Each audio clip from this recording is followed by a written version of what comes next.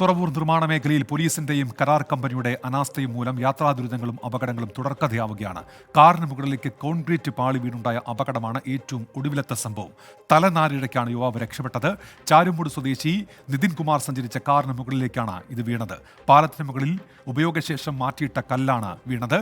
Container lorry തട്ടിയാണ് concrete പാളി താഴെ വീണത് എന്നാണ് കരാറുകാരൻ പറയുന്നത്. നിർമ്മാണം പുരോഗമിക്കുന്ന ഇന്ത്യയിലെ തന്നെ ഏറ്റവും നീളം കൂടിയ അരൂർ തുറവൂർ എലിവേറ്റഡ് ഹൈവേ നാടിന്റെ വികസനവും ജനങ്ങളുടെ ആവശ്യവുമാണ്. എന്നാൽ നാളുകളായി തുടരുന്ന ഈ നിർമ്മാണത്തിന്റെ പേരിൽ ജനങ്ങൾ അനുഭവിക്കുന്ന ദുരിതങ്ങളും ഉണ്ടാകുന്ന അപകടങ്ങളും നിരവധിയാണ്.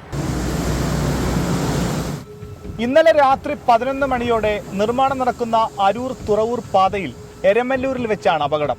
ഉയരപ്പാത നിർമ്മാണത്തിലെ കോൺക്രീറ്റ് അവശിഷ്ടങ്ങൾ ടാർപോളിൻ കെട്ടിയും നെറ്റ് കെട്ടിയും മുകളിൽ തന്നെ താൽക്കാലികമായി സൂക്ഷിച്ച് പിന്നീട് എടുത്തു മാറ്റുകയാണ് രീതി. മുകളിൽ നെറ്റിൽ സൂക്ഷിച്ചിരിക്കുന്ന കോൺക്രീറ്റ് പാളിയിൽ കണ്ടെയ്നർ ലോറി ഇടിച്ചാണ് താഴേക്ക് വീണത്.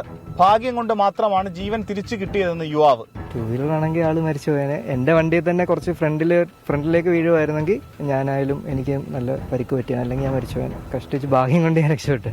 ഭാരവാഹനങ്ങൾക്ക് നിർമ്മാണ മേഖലയിൽ രാത്രികാലങ്ങളിൽ നിരോധനം ഏർപ്പെടുത്തിയിട്ടും പോലീസ് നിയന്ത്രിക്കുന്നില്ലെന്നാണ് ആക്ഷേപം.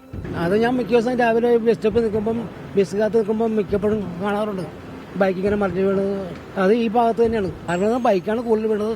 പിന്നെ ബൈക്ക് തമ്മിൽ കൂട്ടിമുട്ടി അതൊക്കെ കാണാറുണ്ട്. പോലീസുകാരാണ് നോക്കേണ്ടത്. വാഹനങ്ങൾ പോകുന്നുണ്ട്. നമ്മൾ പിന്നെ രാത്രി സഞ്ചരിക്കാത്തതുകൊണ്ട് വീട്ടിലാണ്. അപകടമുണ്ട്, രാത്രിയൊക്കെ അപകടം ഉണ്ടാവുന്നുണ്ട്. ഒരുപാട് അപകടങ്ങളൊക്കെ ഉണ്ടാവുന്നുണ്ട്.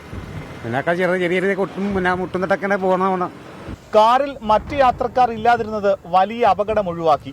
കാറിന്റെ പിൻഭാഗം പൂർണ്ണമായും തകർന്നു.